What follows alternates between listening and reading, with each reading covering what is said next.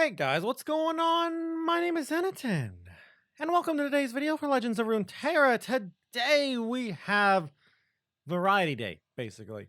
We have a lot of cards today, no new keywords, no new champions, but to make up for it, we have a lot of new cards. I believe we have like 10-ish cards or so today. We got some Freljord cards, some Demacia cards, some Targon cards, Noxus cards. We got a lot of stuff to talk about today. So this video is probably going to be a little bit long. So because of that, let us get right into the video. Why not? Okay, so we're going to start with Demacia first. And we got a spell that I personally think is strong. I think a lot of other people think it's strong. I just don't know how to use this spell. We got Field Promotion. Field Promotion is a 2-mana burst spell that says the next time you play a unit, this round, grant it Scout, and it's now an Elite. So the Scout is permanent, and the Elite synergy, the Elite tag is permanent as well. That's pretty good. Scouts on a lot of random stuff is really strong. The Scout keyword is arguably one of the best keywords out there. There's a few champions who are really great if you give them Scouts. You can give this to non-champions as well, so that's pretty cute too. Teemo is kind of cute with Scouts. But yeah, I don't know exactly how to play this deck or this card. I've seen some people say like you want to put it on something like Severe or Sever, whatever you pronounce your name, or Ruin Runner, something with Spell Shield, in other words, to try and protect yourself from getting 2 for 1. Because the issue with this card is you play this card, you give something Scout and you make an Elite. Cool.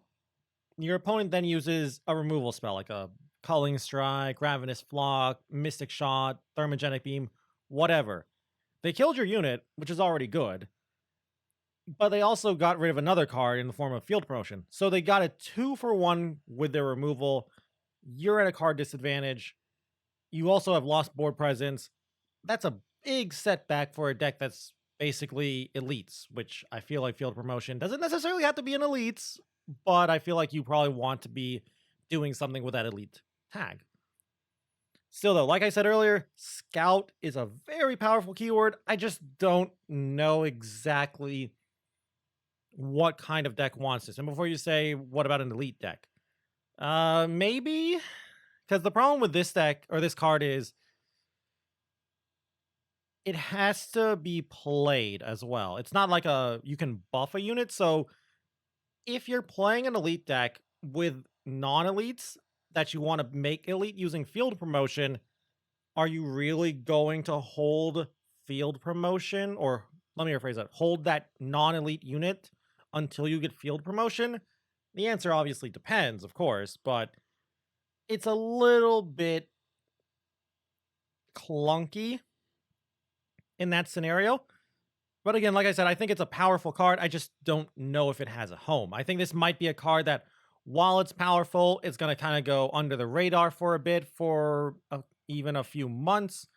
And then eventually, a few cards will get out there, and a deck will get strong, and a deck will get strong that specifically likes Field Promotion. But for now, of course, we have more cards coming in the future and more spoilers.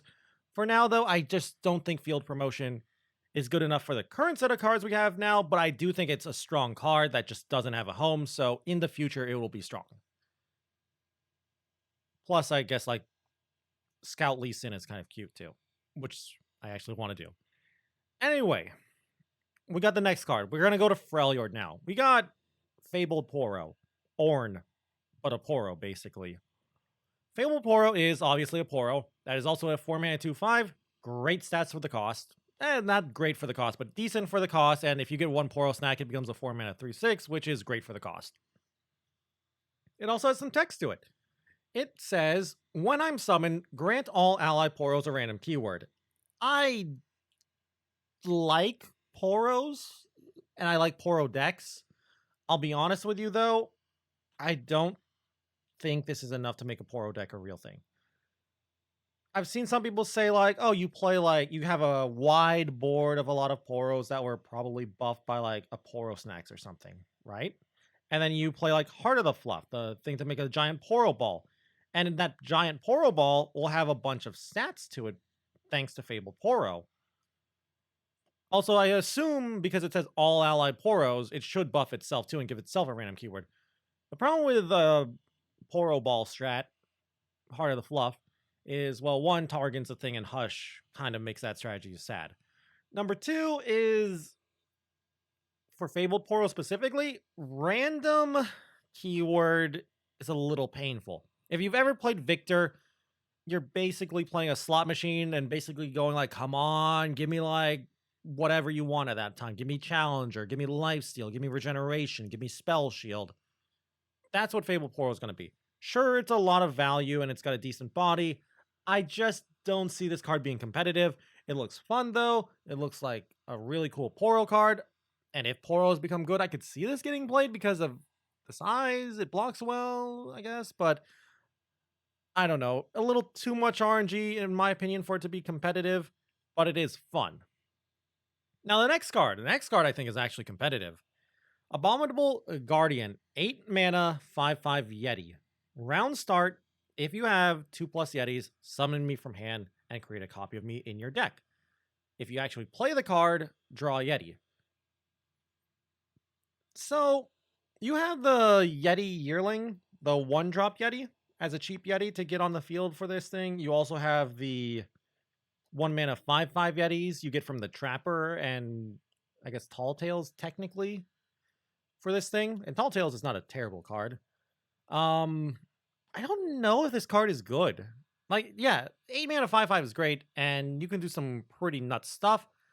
I just think the biggest issue with this card is consistency.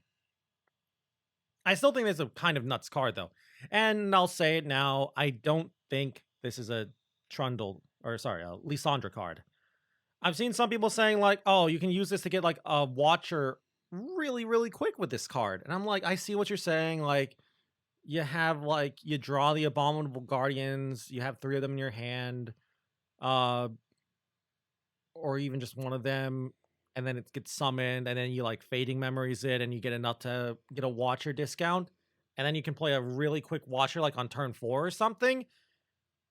I don't think a Trundle, Lysandra, or just specifically a Watcher deck would like to do that, because that means you're probably cutting control cards, like Vengeances, Blighted Ravines, maybe Ruination, Withering Wail, whatever. And I've seen the argument like, well, the 1 mana 5/5 Yeti and the Trapper itself are pretty defensive. Yeah, but I just don't think that's consistent enough, and I feel like anyone trying to do a Watcher strategy would rather just do what we currently do with Watcher decks.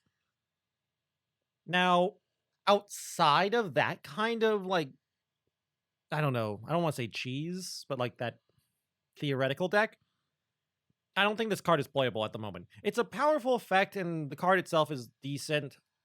I just don't think there's enough Yetis. I don't think you should play Yeti Yearling to activate this thing, because Yeti Yearling kind of sucks, in all honesty.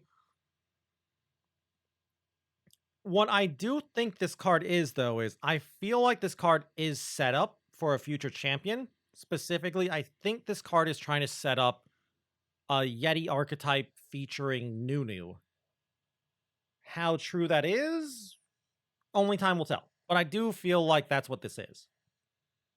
Now, next card, an Ionia card. And it's a Blade Dance card. I know. Blade Dance, Resident Sleeper, Blade Dance, ew. It's not that good, in my opinion. 4 mana slow spell, Defiant Dance. Recall a unit, Blade Dance 1. I don't think the card's unplayable, but I don't think the card's good. I think maybe you'll play it as like a 1-of or something in your deck. But I don't think it's a good card. I've seen some people say this is unplayable garbage, because why would you ever want to slow speed recall one of your own units? Those people didn't read the card properly, because it says recall a unit. Basically, most of the time I feel like you're going to Defiant Dance to recall an enemy unit specifically.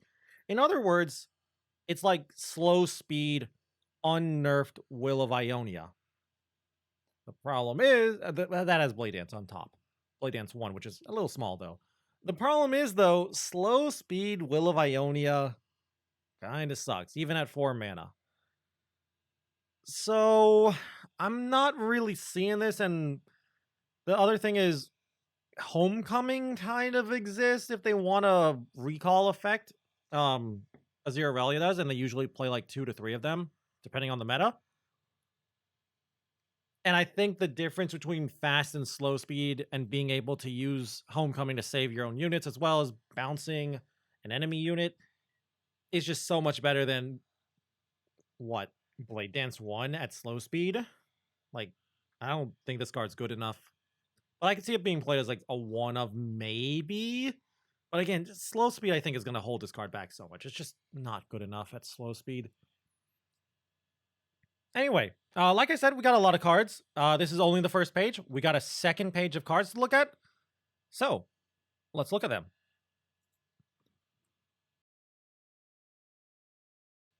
Okay. We got Targon cards, we got Noxus cards.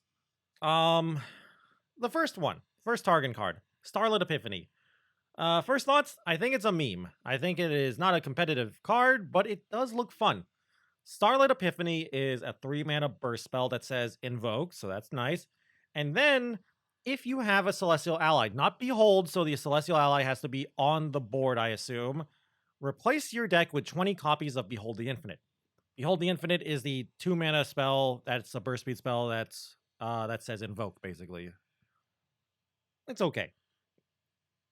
I don't think this card is really gonna be played competitively. I've seen some people say like, "Oh, you can put it as a one of in your Target decks as a anti-watcher card."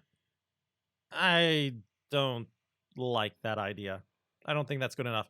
And I've seen other people be like, "Oh, it's an anti like puff cap card against Teemo. It's an anti Maokai card." I'm like, "Yeah, but I feel like even then it's not great. Like, what does this card do against anything even slightly aggressive, like a mid-range deck, like Overwhelm or Ezreal Draven, or even some aggressive decks like discard aggro, burn decks in general? It does nothing. It just is a dead card in your hand. You might say, well, you can discard it to Spacey Sketcher. You're not wrong, but I'd rather discard things like gems from Mountain Goats or other such things to my Spacey Sketchers. So, fun card, but I think it's a meme.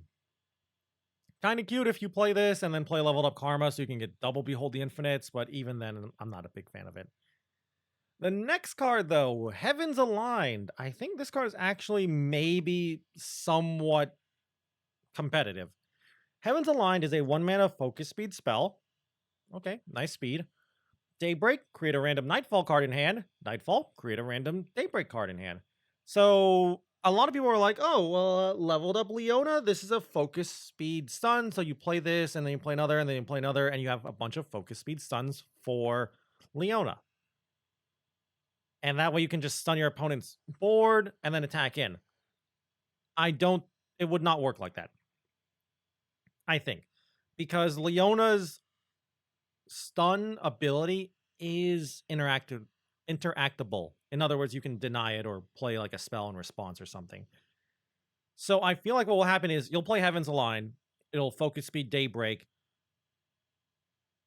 The stun will go off, but because the stun wasn't a focus / burst speed effect, priority will pass to your opponent, so it's not amazing. I still think this card is decent, especially if you play and have a Ravun on the field when you Heavens Aligned. That way, if you're able to Nightfall, you get the Nightfall effect and the Daybreak effect, which turns this card into a 1-mana, create a random Nightfall and Daybreak card in hand, and that's really powerful. And yes, that will work like that. We know it should work like that because Ravun works that way with Eclipse Dragon, the 7-mana 7/7 dragon that has Nightfall and Daybreak. So it should work like that. Outside of those two scenarios, like leveled up Leona and a Ravun on field, I don't think the card's playable. I've seen some people say like, oh, it's a good Nightfall activator too. They're not wrong, but I just don't think Nightfall decks need a card like this. I think Nightfall decks are fine. I think Nightfall decks have enough Nightfall activators. And I feel like the issue with Nightfall decks is they just don't they're not the best at anything in my opinion. Like they're not the best at like high rolling. I'd say that probably goes to like maybe discard aggro, maybe a Zero Velia. They're not the fastest decks. That probably goes to like some burn deck. They're not the most control-y deck because, well, it's Nightfall. It's just a little bit of a Nightfall, in my opinion, has always been like the weird jack of all trades, master of none kind of thing. And a skilled pilot can really make Nightfall look good, but I don't think for the average player, Nightfall is good. So I don't think this is what Nightfall decks need to be a good deck. Still, though, I like the card. It looks fun. Maybe it's some Leona support. Maybe it's intended to be Leona support, like Leona and Ravoon. Maybe we'll get like even more Daybreak and Nightfall stuff in the future. I just don't know and don't think this is enough for Leona. I've also seen some people say like, oh yeah, for Leona Yasuo, Leona leveled up and you can use this for the stuns. But again, like for that, you need a Yasuo on the field, a leveled up Leona on the field, and hope your opponent can't interact, basically, which is asking a lot. It's already hard enough to get a leveled up Leona and Yasuo on the field. Anyway, moving to Noxus. We have Otacon. I hope I'm pronouncing that correct. Otacon, Bringer of Ruin. 10 mana card, a very expensive card, 512 worth of stats. Not that big for a 10 drop. It has Overwhelm. Okay, that's good. That's a good start. When Otacon attacks, increase my power by the total power of all allies. Okay, that's big. That's a really big effect. The problem: hush, freeze, and silence. I just said hush, freeze, and silence. Sorry, I meant hush, freeze, or just, I guess you can just say silence. Silence, so not just hush, but also Equinox, freeze, and stuns all kind of stop Otacon. He's also a 10 mana card. That's a lot of mana to pay. Second off, I feel like you'd rather just play Darius, right? If you want a big overwhelm unit. Now, before you say, well, what if I have 2 other champions I'm playing and I can't fit Darius? Well, then Captain Farron. I feel like Captain Farron is just better. Captain Farron is also big. He also has overwhelm. He doesn't even need to attack because he'll give you the 2 decimates already. And he comes down 2 turns faster than Otacon. Now I've thought to myself, like, okay, how do we break Otacon? Because this is a powerful ability. Harrowing Otacon, maybe like Spectral Matron Otacon. The problem is I feel like if you're trying to Spectral Matron Otacon, you're just a worse Cithria deck. I've seen like Vaults of Helia Otacon. I will say this though, this probably does slightly buff the 10 drop slot for Tri-Beam, but that's kind of very inconsequential because at 10 mana right now, there's not really that many good things at 10 mana for Tri-Beam. You have like They Who Wander or She Who Wanders or whatever it's called, and Cithria, and the others kind of suck. You have like the 6/6 with quick attack, the Overwhelm one, and Scuttlegeist, the fearsome one. And those all kind of suck to get as a 10 drop, which is why a lot of people just like to stop at 8 for their Tri-Beams, because 8 has the most value, if I believe, over 9 and 10. So yeah, I don't think Otacon is going to be good in any deck. I feel like Farron just does Otacon's job better. Same with Darius in terms of finishers. So I don't think Otacon is a good enough card to see competitive play. The other Noxus card, it's a burst speed spell. Thorn Blade, 4 mana burst speed spell. Give an ally +5/+0 this round. A lot of people are laughing at this card and saying like, oh, lol, this is like a 4 mana Elixir of Wrath. Elixir of Wrath is 1 mana burst speed spell, also in Noxus. Give an ally +3/+0 this round. So you're paying an extra 3 mana to get an extra +2/+0 for the round compared to Elixir.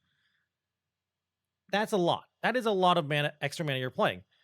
Still, though, this is a lot of extra power, a lot of extra attack, whatever you want to call it, on a unit. I don't think you should just basically like sweep this card to the side because it's a little more expensive when there's a 1 mana card that does the same thing. And my reasoning for that, I've seen some people say like, oh, put it on like an elusive. I don't think it's that great for that idea.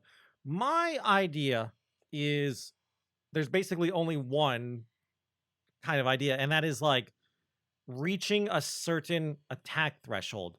Basically, Turbo Rek'Sai. You play this card, or you play Rek'Sai. She has like 1 lurk buff, so she's a 4/6. You play Thornblade on Rek'Sai, and then you attack in, and she should have 10 attack and level up, I believe.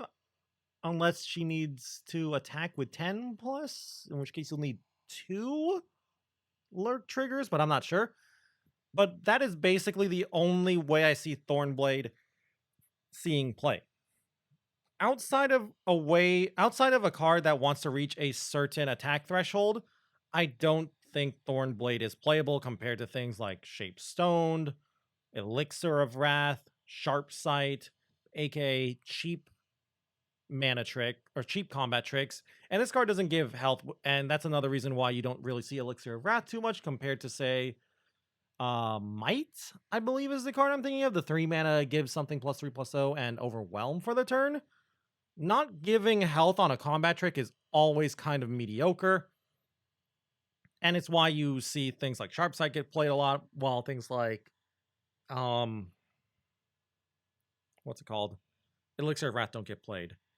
Also, of course, Sharp Sight has the whole like it can block elusives for the turn. But another more similar one is, I guess, like Sharpen Resolve, which is like 3 mana +3/+2 for that turn, which sees like very, very little fringe play, but even that's not good. I don't think, again, we're getting off topic. I don't think Thornblade is good enough for Constructed outside of that one scenario, which I talked about, which is trying to reach a certain amount of power for a card like, say, a Rek'Sai or the Zerzareth or whatever it's called, the other lurker that like gets fearsome, overwhelm, and spell shield if it has a certain amount of attack. I think it's like 8 or something. Anyway, we got one more page. Only 2 more cards left on this next page. We got some Shadow Isle cards here. One of these cards, in my opinion, is pretty good. The other card, in my opinion, is pretty bad. The first card is the pretty good card, in my opinion. Astral Fox. 4 mana 3/3 fearsome. Kind of small for a 4-drop, but not terribly small. Fearsome, nice keyword. Not a insanely good keyword, but not a terrible keyword. Playability. So you can answer this ability. Kill an ally to deal 3 to the enemy nexus. And then the ability is Symmetry and Stars, and it does what it says. This is Noxian Fervor on a stick. Now, granted, it's not fast speed, so you can't use it to respond to your units being killed like you use with Noxian Fervor.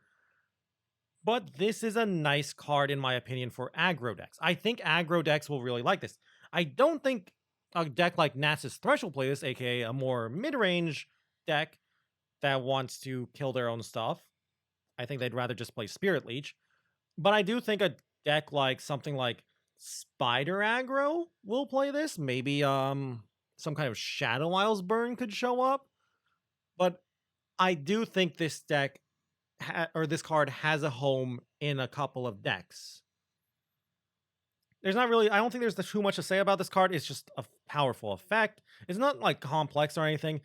I just think it's a good card. There's the, I believe it's called Imperial Demolitionist, a 2 mana 2/3 that says deal 1 to an allied unit to deal, I believe, 2 to the enemy nexus. This card is similar to that, except instead of pinging your ally, it's killing the ally, so that's a little eh. But Shadow Isles has a lot of random fodder for them to kill. Curse Keepers, Praise from like Wing and Wave and Fading Icon. And they might just kill like cards anyway that are just unable to get through to push in some more damage. I think the card's good. I don't think there's much to talk about it. Good burn card. Decent keyword for attacking in itself. Just overall pretty nice. Now the next card. This one I think is garbage. I think this is literally unplayable, and the only reason you're ever going to see this card get played is if you randomly generate it from some other card somehow. 3 mana landmark, the Twisted Tree Line. It says, once I've seen 3 fearsome allies attack, destroy me to summon Vilemaw. Vilemaw is a 6/6 fearsome. We already know what that is because you can already kind of summon it in the game. Also, you don't have to attack in with all 3 fearsomes at the same time, I believe. You can just do like once every other turn, attack in with 1 fearsome a turn, and then like again, and then a third time, or however you want to split it up. So that's nice. Here's the issue. Similar to Slaughter Docks, the 3-mana Bilgewater landmark that I believe says like at the start of your turn, toss one, and then if you're deep, destroy it to get a random sea monster. This card does nothing. At least Slaughter Docks tosses, and it goes into deep, which wants to go a little bit late. The kind of deck, in my opinion, that's playing Fearsomes and wants the Vile Maw really does not want to play a do-nothing card on turn 3. You play this card, and on 3, you're pretty much taking off the turn. I feel like if you're going to take a big tempo hit on turn 3, which, in my opinion, is when aggressive decks do a lot of damage, they're trying to push as much damage as they can on like turn 3 and turn 4 before the other deck can stabilize. If you're going to take a turn off for this, you need a powerful reason to do it. A powerful landmark, in other words. This is not the powerful landmark. A powerful landmark that is worth taking turn 3 off would be like the old Grand Plaza that gave +1/+1. Maybe the old Veiled Temple that gave +1/+1. This card takes some time to get going. And another thing about this card that I don't like is when you summon Vile Maw, you're already attacking. You can't attack in with that Vile Maw that same turn you attack, barring anything like a scout, of course. Or of course a rally. Maybe if it said like destroy me to summon an attacking Vile Maw, maybe the card would be a little bit better, but as it stands now in the current form, I just don't think Twisted Treeline is good enough. I think this is more of a card for fun and more of a meme, but I don't think it's good enough. Anyway, that's all the cards. We get a lot of them today. That's a pretty long video, though. Maybe I'm wrong on some of these cards. Maybe some of these cards I think are good or bad. Maybe you think I'm wrong on something. Maybe you think Astral Fox is not that great. Maybe you think Twisted Treeline's pretty good and has a home. Maybe you think something else about the other cards. Maybe you think the Poro's good. Maybe you think the Yeti's trash. Maybe you think some of the Noxus cards are good. I'd love to hear your opinion down below in the comments. Also, if you just enjoyed the video in general, I'd love it if you could leave a like or a comment down below. If you guys want to keep up with the Legends of Runeterra content, you can always go and subscribe to the channel, of course. And if you want to watch me play some Legends of Runeterra, you can always go and check me out over on my Twitch account at twitch.tv/Zeneton, where I stream pretty much every single day. Anyway, though, with that all said and done, thank you all once more for watching this video. And until I see you guys in the next one, bye!